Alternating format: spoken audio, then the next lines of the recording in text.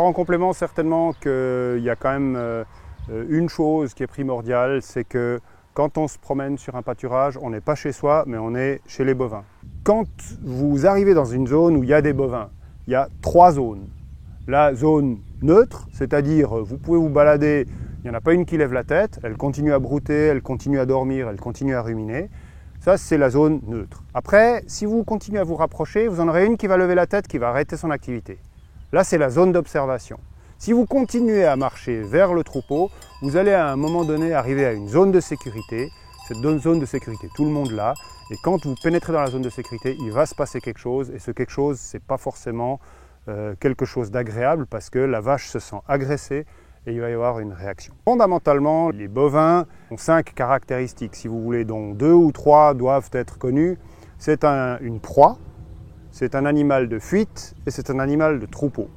Mais si on dit une proie, ça veut dire qu'elle aura peur des prédateurs. Nous, avec notre regard, on peut déjà faire énormément de dégâts. Si on se met à la place de la vache, quand vous avez quelqu'un qui vous regarde comme ça avec des yeux, ah, une vache, pour elle, c'est très effrayant. Ça, c'est la première des choses. Deuxièmement, un animal de fuite. S'il a la possibilité de fuir et s'il n'a aucun enjeu, personne à défendre, ben, il va fuir. Mais si par contre il a les petits à défendre, il ne va pas fuir, il va attaquer. Puis troisièmement, animal de troupeau. L'animal de troupeau, c'est un animal qui fonctionne ensemble. S'il y a un veau qui semble en danger, par exemple parce qu'il est caressé ou approché par un humain, ben c'est tout le troupeau qui va foncer. Mieux encore, c'est la réaction de troupeau vis-à-vis du chien.